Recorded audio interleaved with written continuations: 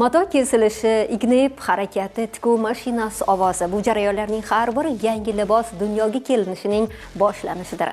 Qahramonimiz Dilrabo Eminjanova har bir libosni ana shunday yangi san'at asariga aylantirishga intiladi. Uning faoliyatiga esa 15 yildan oshdi.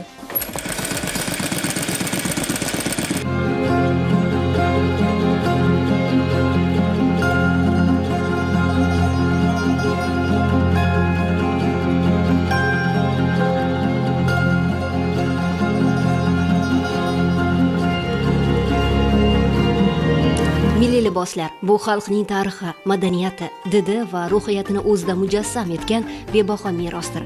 Asrlar davomida shakllangan o'zbek milliy kiyimlari bugun ham o'z qadrini yo'qotgani yo'q. Aksincha, zamonaviy moda bilan uyg'unlashib, yangi qiyofada namoyon bo'lmoqda. Sirdaryo viloyatida milliy liboslarga yangi nafas bag'ishlagan, bu hududning o'ziga xos uslubini yarata olgan dizaynerlardan biri Dilrabo Eminjanova. U o'z ijodi orqali Sirdaryo ayollarining latofati, nafosati va milliy qiyofasini namoyon etadi. Shu bois ko'pchilik uni Sirdaryoning milliy brendini yaratgan dizayner sifatida e'tirof etadi. Chunki uning kolleksiyalarida bir qarashda yo'qtanib olish mumkin bo'lgan uslub bor. Milliy naqshlar, ranglar uyg'unligi, mato tanlashdagi nozik did, bularning barchasi Sirdaryoning o'ziga xos milliy ruhini aks ettiradi. Dilrabo Eminjanova chevarlar oilasida ulg'aygan. Mana shunday kasbga yetib kelishimga albatta meni ustozim, o'zimni opcham sababchi bo'ladi. 9 farzand, 9 xil yo'nalishdamiz. Uni ichida parda bor, milliy liboslar tikadiganlari bor, gul bosadigan, gazlamalar bosadigan yo'nalishdagi opchalarim bor va 9 xil yo'nalish birikib hozirgi kunda zamonaviy liboslarni milliylik bilan uyg'unlantirib o'zimizni oldingi liboslarni ishlab chiqmoqdamiz. Dizaynerlarimiz ishini eskizlarsiz tasavvur etib bo'lmaydi. Dilrabo Eminjanovaning shu bugungi kunga qadar 100 dan ziyod eskizlari va 10 dan ortiq kolleksiyalari mavjud. Bugun Dilrabo Eminjanova Sirdaryo viloyatida birinchi bo'lib pop-up yo'nalishini yo'lga qo'ygan dizaynerlardan biri sifatida ham tanilgan. Uning ijodida esa milliylik va zamonaviylik uyg'unlashgan. Kelgan har bitta mijozga o'sha dizayner ko'proq o'zi tomonidan yondashuv bersa, albatta hamma odam qiziqadi. Yevropa kiyimini xohlaganlarga noodatiy qilib tikishga harakat qilamiz. Qo'limdagi ushbu mato bo'lagida bodom nusxasi aks etgan. Aynan qahramonimiz Dilraboxon o'z eskizlarda so'zinalarga alohida e'tibor qaratadi va bu milliy choponlarimiz nimchalarda esa ana shunday tarzda gavdalantiriladi.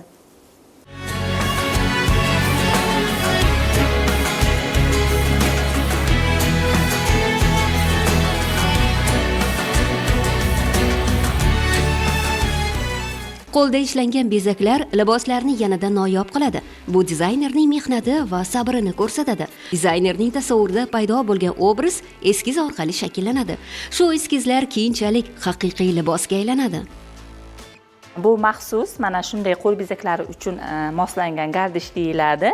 Bunda biz bemalol qo'l bezaklarimizni xohlagancha bezatishimiz mumkin. Bu noqulaylik tug'dirmaydi. Shogirdlarimizga ham o'rgatayotganda qulay bo'ladi hamda bu nozik matoga ishlashga mo'ljallangan. Buni Nigoraxon albatta har birining o'ziga yarasha nomlari bor. Misol uchun mana bu bezaklarimiz bu Hindistondan kirib kelgan bo'lib, kanitel deyiladi. Mana bunisi misol uchun qo'lda tikiladigan biser, mana bunimiz molina ip bilan ishlangan jarayonlar. Dilrabo Eminjanova eskizlar chizganda milliy naqshlardan ham ilhom oladi. Shu bilan birga zamonaviy uslubni qo'shishga harakat qiladi. Uning mehnati e'tirof etilmay qolmadi. Bugungi kunga qadar 20 dan ortiq tanlovlarda g'oliblikni qo'lga kiritgan. Hozirgi kunda imkoniyati cheklanganlar uchun ham kurslar tashkil qilmoqdaman. Kasbga yo'naltirib, hayotdagi bo'lgan qiziqishlarni orttirib, o'zlariga maqsad qo'yishni o'rgatib, ular ham juda ham chiroyli liboslar yarata olishi mumkinligini isbotlab, mana shunday ularni kasbga chorlamoqchiman. Aynan mana shu tikuvchilik kasbiga. Har bir yutuq unga yanada ko'proq ishlashga kuch beradi. Bugun Dilrabo Eminjanova nafaqat dizayner, balki ustoz hamdir. Uning shogirdlari ham bugungi kunda moda olamida o'z yo'llarini topishga harakat qilmoqda. Oilasi esa doimo uni qo'llab-quvvatlab turadi. 3 nafar farzandim bor. Farzandlarim bilan ham ko'proq vaqt o'tkazishga harakat qilaman. Oilani birinchi o'rinda qo'ygan holda o'z ishim bilan shug'ullanaman. Milliy merosdan ilhom olgan zamonaviy dizayn bugun moda olamida o'z o'rniga ega bo'lib bormoqda. Bugun biz kuzatdik, guvohi bo'ldik. Har bir libosning yaratilishi ortida tinimsiz izlanish, mehnat va sabr yotadi.